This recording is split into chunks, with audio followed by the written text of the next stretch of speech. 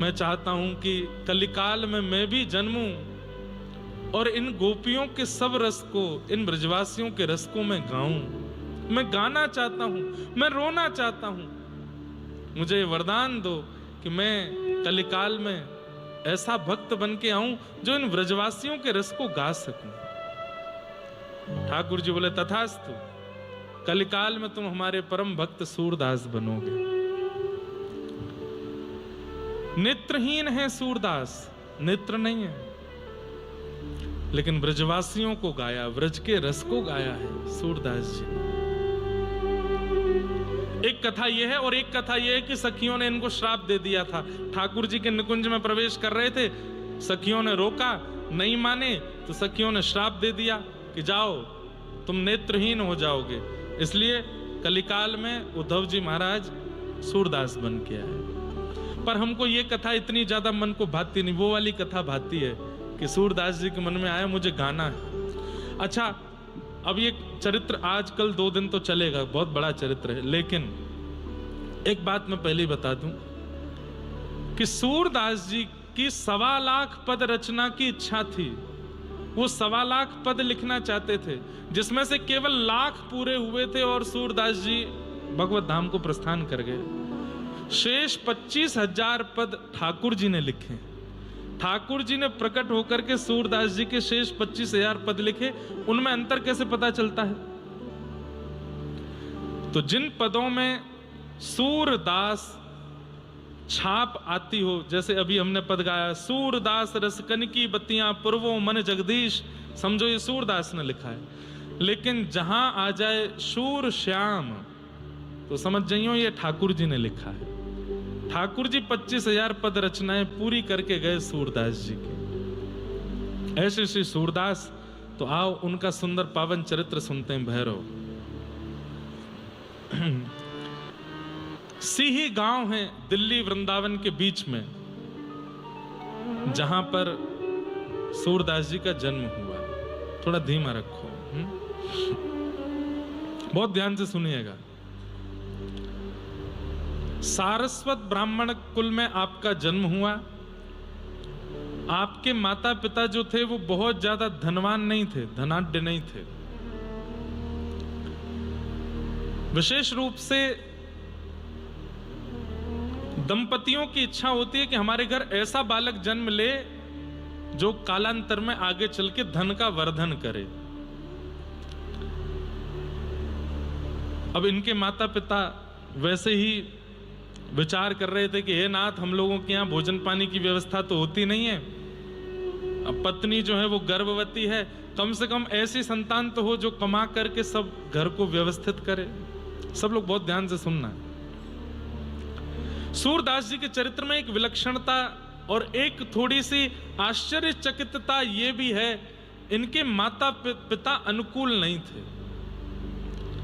हमारे शास्त्रों में कहा जाता है माता पिता को प्रणाम करो, वो अति श्रेष्ठ हैं, अति पवित्र हैं। हम भी अपने व्यास मंच से कहते हैं, लेकिन श्रीमद् भागवत में एक श्लोक में कहा जाता है गुरुर न शस्यात् स्वजनो न शस्यात् दैवम न शस्यात्। वहां कहा जाता है उसका त्याग उचित है जो भगवत मिलन में बाधा बने। अभी 21 तारीख को संभवतः आद्य गुरु शंकराचार्य जी की जयंती है।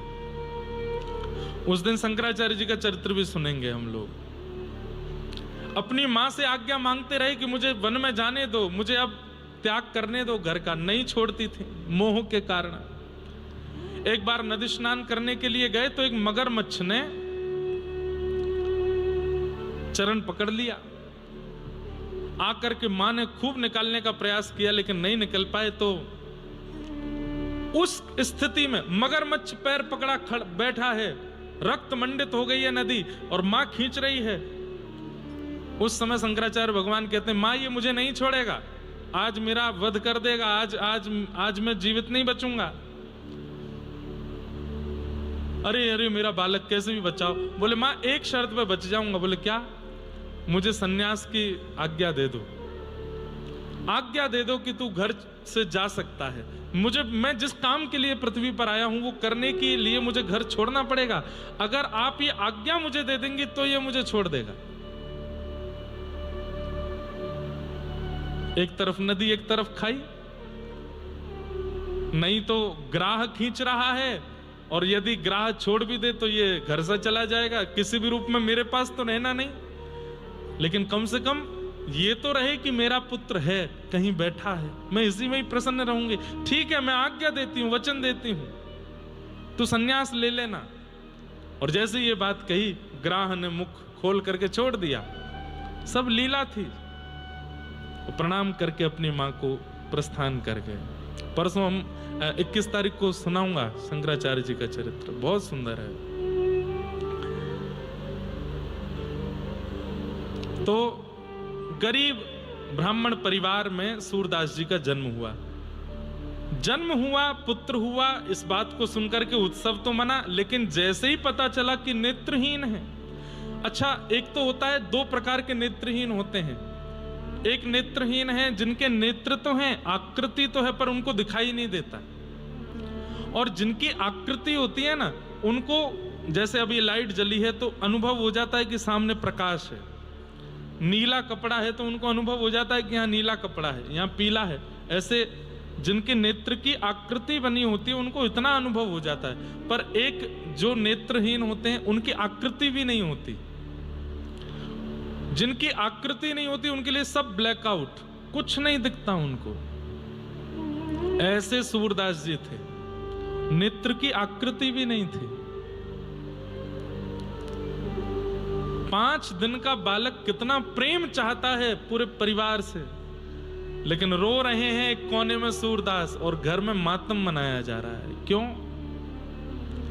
हमारे घर में व्यवस्था नहीं है, हम लोग उचित परिवार नहीं है, ऊपर से ये बालक ऐसा जन्मा है जिसके नेत्र नहीं है। जब रो रो करके अति हो जाती थी तब मां दूध पिलाती थी, कम से कम शांत तो हो जाएगा। मानो जैसे घर के लोगों को लग रहा था कि बला आ गई हमारे ऊपर, तो अब क्या करेंगे हम। भैया, भगवत भक्त सहते हुए ही प्रकट होता है, और यदि प्रकट होते हुए नहीं सहा है तो जीते जी सहेगा, कुछ ना कुछ तो उसको सहना पड़ेगा।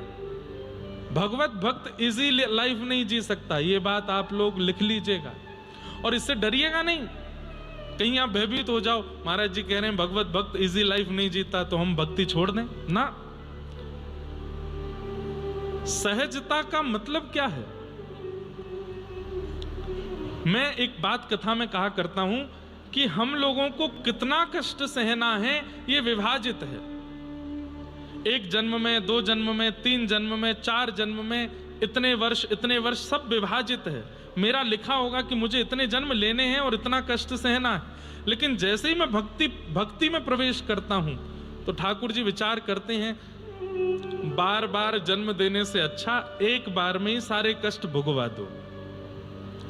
इसको 3 जन्म में जितना कष्ट सहना है, 1 जन्म में ही सारे कष्ट दे दो, ताकि इसका दोबारा जन्म ना हो, ये मेरे पास रहे। तो भक्तों के जीवन में जो संकट दिखता है, कष्ट दिखता है, उसको आप कष्ट मत समझिए। वो एक प्रकार से ठाकुर जी सब एक साथ निपटवा देते हैं। इसलिए सरल जीवन नहीं होता भक्त का। धीरे धीरे सूरदास जी बड़े हुए। 3-4 वर्ष की जब अवस्था हुई, घर वाले बस ऐसे रखते थे कि इसको रखना है, कोई विशेष उनके प्रति प्रेम नहीं था। लेकिन 3 विद्याएं ऐसी थीं जो जन्म से थी सूरदास जी में। पहली विद्या कवित्व, कविताएं, पद रचना और सुंदर सुंदर भाव रचना बहुत अच्छी करते थे, कवित्व रचना। दूसरा, सूरदास जी में जन्म से था गायन, गाते बहुत अच्छा थे। और तीसरा, सूरदास जी के अंदर गुण था भविष्य कथन कर देते थे, बता देते थे कब कहां क्या क्या कैसे होने वाला है। ये सूरदास जी की जन्म से विद्या उनको प्राप्त हुई थी। 3 विद्याओं से युक्त। संसार में हर व्यक्ति मतलब हर व्यक्ति जन्म से एक गुण लेकर के आया होता है जो ठाकुर जी ने दे के भेजा है। कई लोग उस गुण को खोज लेते हैं, कई लोग उस गुण का चिंतन भी नहीं कर पाते। सूरदास जी के अंदर ये 3 गुण थे। कविता लिखते थे, गायन करते थे और तीसरा भविष्य बता देते थे। एक बार इनके पिताजी कहीं किसी यजमान के यहां गए, ब्राह्मण थे, तो यजमान ने दक्षिणा में 2 सोने की मोहर प्रदान की। 2 सोने की मोहर पाकर के पिताजी तो इतने खुश कि बस पूछो मत। अब तो घर आए नाचते हुए। पत्नी ने पूछा, आज इतने प्रसन्न क्यों हो? अरे देवी देखो, 2 सोने की मोहर मिली हमको। अब 6 महीने की तो सब व्यवस्था हो गई, खूब राशन आ जाएगा, खूब बढ़िया, खूब पेट पूजा चलेगी, और ये भी इसको भी खिलाना होता है, ये भी प्रेम से रहेगा, खूब प्रेम से पवाएंगे और कोई दिक्कत नहीं है। 2 सोने की मोहर, 6 महीने तो अब कोई दिक्कत नहीं है, और 6 महीने में कोई ना कोई यजमान मिल ही जाएगा, थोड़े और पैसे दे देगा, धीरे धीरे बढ़ जाएंगे सब। पिताजी ने दोनों सोने की मोहर एक कपड़े में बांध करके एक स्थान पर रख दी। स्थान भी नहीं था, 2 ईंटों के बीच में थोड़ी जगह थी, वहां रख दी। रात्रि में सोए, अब बार बार उठ के जाके देखें सोने की मोहर रखी है ना, बोले हाँ रखी है। फिर सो जाए, फिर उठे, अरे वाह रखी है ना, बोले हाँ रखी है। गहरी नींद लगी थी, इतने में ही 2 चूहे आए और पूरे घर को खगोल रहे थे। तभी वो पोटली मिली, पोटली मुंह में दबा के चूहे भाग गए वहां से। सुबह उठ करके ना कोई हाथ दर्शन किया, ना कोई सूर्य प्रणाम किया, कुछ नहीं, सीधे जाके पोटली ढूंढी 2 सोने की मोहर की। जैसी देखी तो नहीं मिली। अब तो रोने लगे, पत्नी को बुलाया, कहां गई दोनों सोने की मोहर? पत्नी ने कहा मुझे नहीं पता, यहीं रखी थी। पूरे घर में ढूंढा लेकिन कहीं नहीं मिला। सूरदास जी तो क्या ही पूछें, ये तो देख ही नहीं सकते, ये कहां लेके जाएगा। इतना रोवे कि बस परेशान बैठे हैं, सिर पर हाथ धर के सुबह से बैठे, अब क्या होगा हमारा, अब तो सब सर्वनाश हो गया। अरे हमें तो लगता है यही मनहूस है, जब से जन्म लिया है तब से हमारे घर की गतिविधि और खराब हो गई। 2 सोने की मोहर कल आई है, 24 घंटे नहीं, उससे पहले चली गई। सूरदास जी छोटे से बोल पड़े, पिताजी, मां आप रोते क्यों हो? अरे तुझे कुछ करना थोड़ी पड़ता है, बना बनाया भोजन मिलता है, खाने पीने को सब सामग्री मिल जाती है। पिताजी मैं वो नहीं कहता, मैं बस ये कहना चाहता हूं कि हम कोई धनवान थोड़ी जन्म लेते हैं, जैसा जन्म लिया था वैसे ही रहना है जीवन भर। 2 सोने की मोहर के पीछे आप इतना रुदन क्यों कर रहे हैं? ठाकुर जी से प्रार्थना कीजिए ना, जो मंगल में होगा वो विधान होगा। नहीं माने, फिर भी रो रहे हैं, परेशान बैठे हैं। सुबह से शाम हो गई, अन्न का एक दाना नहीं बना घर में। दोनों माता पिता सिर पर हाथ धर के बैठे। सूरदास जी बोले, सुनिए, मुझे भविष्य देखना आता है और मुझे मंगल देखना आता है, तो मैं बता सकता हूं कि सोने की मोहर कहां है। लेकिन पिताजी,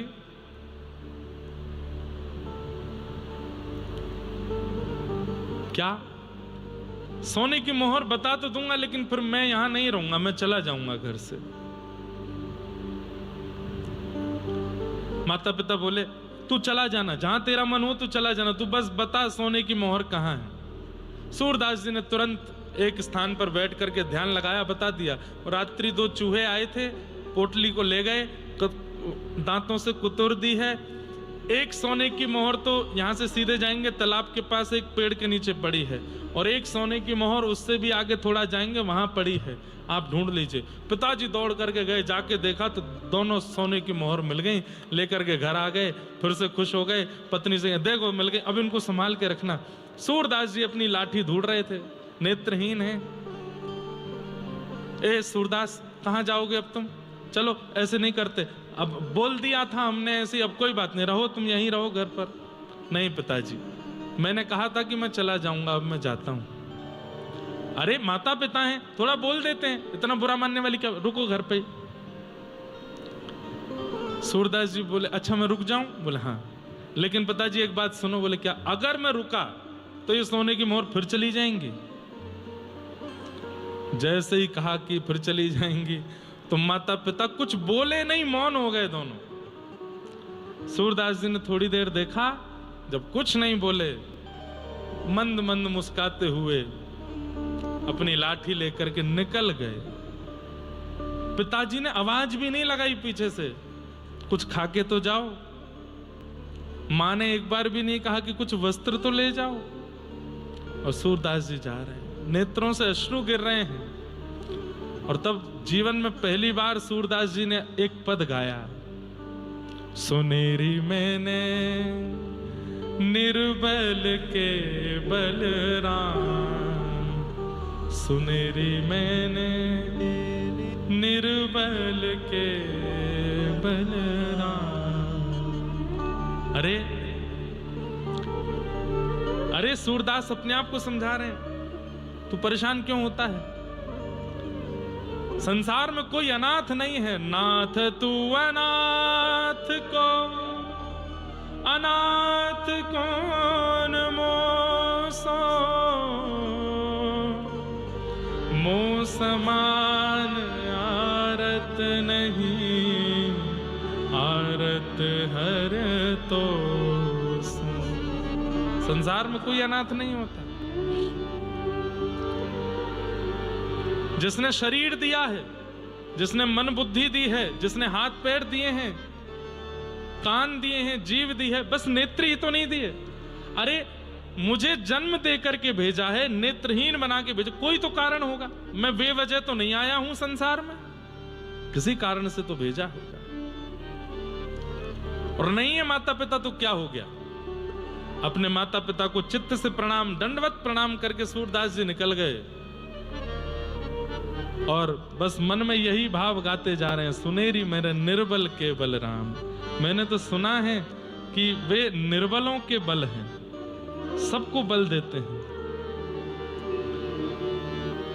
सुनेरी मैंने निर्बल के बलराम, सुनेरी मैंने निर्बल के बलराम, सुनेरी मैंने निर्बल के बलराम, सुनेरी मैंने निर्बल के बलराम।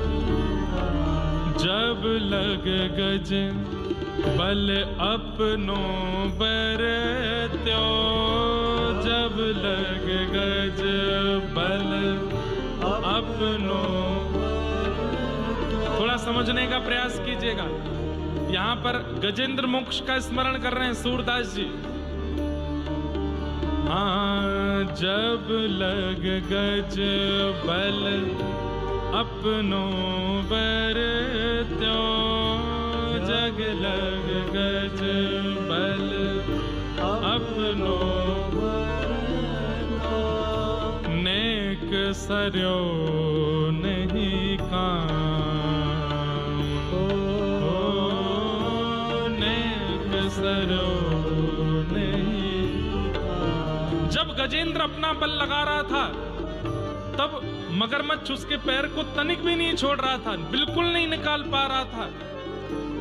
10 दिनों तक खड़ा रहा सरोवर के अंदर, लेकिन वो गज अपनी रक्षा नहीं कर पाया। लेकिन जैसे ही निर्बल है बलराम पुकारो, निर्बल है बलराम,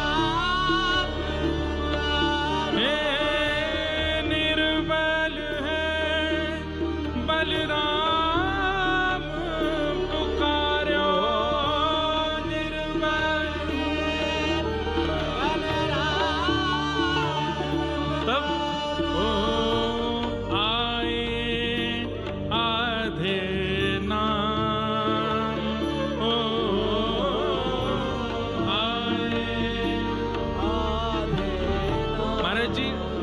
आधे नाम पे 2 बातें कही जाती हैं। हमारे रसिक जन कहते हैं आए आधे नाम, मतलब एक बात तो कही जाती है कि जब गजेंद्र ने स्तुति गाई, किसी भी भगवान का नाम नहीं बोला, सब देवता आकाश में खड़े हैं, रक्षा करने के लिए तैयार हैं, लेकिन जा कोई नहीं रहा है। क्यों? किसी का नाम नहीं बोला। तब ठाकुर जी ने गरुण जी को बुलाया और गरुण पर बैठ करके गजेंद्र की रक्षा करने के लिए जाने लगे तो लक्ष्मी ने पूछा कहां जा रहे हैं? तो हमारे यहाँ कहते हैं हा कहे वैकुंठ में। कहते थे कि हाथी की रक्षा करने जा रहा हूं, तो हा कहे वैकुंठ में। और था बोलते बोलते तो पहुंच गए ठाकुर जी उसके पास। आए आधे नाम। हाथी मतलब हाथी बोलने में एक क्षण लगता है, इतने हाँ बोले वैकुंठ में, था बोलते बोलते तो पहुंच गए उसके पास। आए आधे नाम। और इसमें दूसरा अर्थ बताया जाता है, नारायण खिलगुरो भगवन नमस्ते। गजेंद्र मोक्ष में अंत में गजेंद्र कहता हे नारायण अखिल गुरु ब्रह्मांड नायक मेरी रक्षा करो। तो कहते हैं कि जैसे ही गजेंद्र ने कहा ना, वो नारायण पूरा नहीं बोल पाया है, रायण बोलना चाहता था, तब ना बोलते बोलते तो ठाकुर जी आ गए उसके पास। वही बात सोच करके श्री सूरदास जी मन में बड़े प्रसन्न हो रहे हैं। निर्बल है बलराम पुकारो, निर्बल है बलराम पुकारो। तब आए आधे नाम, हो आए आधे नाम। सुनेरी मैंने निर्बल के बलराम, सुनेरी मैंने निर्बल के बलराम। तीसरी बात कह रहे हैं, द्रुपद सुता निर्बल भईता दिन। द्रुपद सुता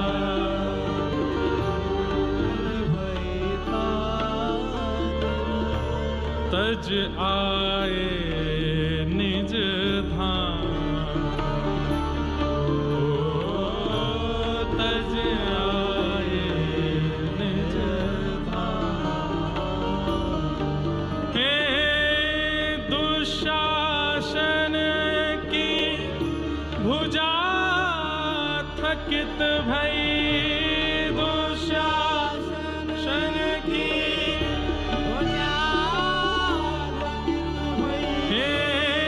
शासन की भुजा थकित भई, शासन की भुजा थकित भई। तब बसन रूप भय श्याम,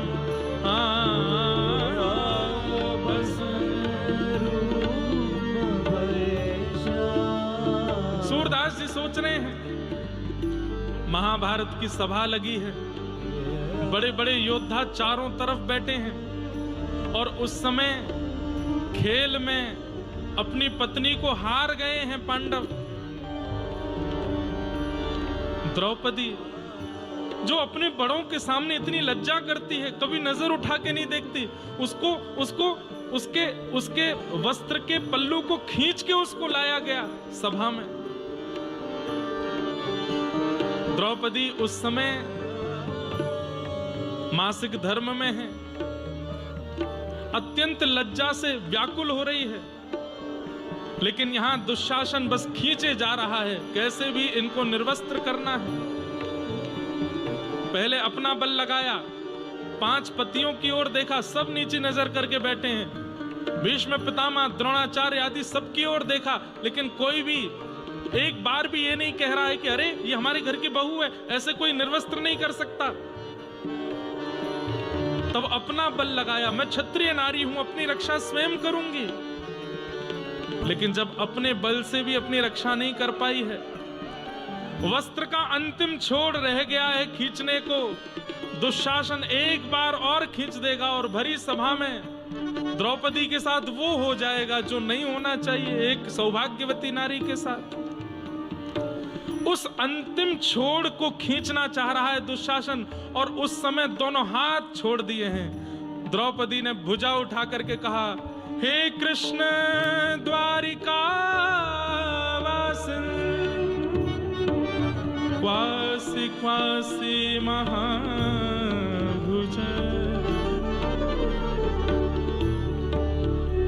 हे कृष्ण कहाँ हो आप? ये कौरव आपकी बहन को निर्वस्त्र कर रहे हैं, आपको नहीं दिख रहा? कौरवम प्रतिभूतम वा किम न पश्यसि केशव, क्या आपको दिखाई नहीं दे रहा है कि मेरे यहां वस्त्र हरण हो रहे हैं? अरे कल को कोई कहेगा कि भरी सभा में कौन निर्वस्त्र हुआ, द्रुपद सुता कहेंगे तो बुरा नहीं लगेगा, तो द्रुपद की बेटी निर्वस्त्र हुई बुरा नहीं लगेगा, पांडवों की पत्नी निर्वस्त्र हुई सुनने में बुरा नहीं लगेगा। लेकिन गलती से अगर किसी ने कह दिया कि कृष्ण की बहन निर्वस्त्र हुई, लाखों करोड़ों भक्तों का विश्वास उठ जाएगा नाथ आपके ऊपर से। दोनों भुजा उठा करके जब Krishna Thinking of flying abroad? Think of Ease My Trip.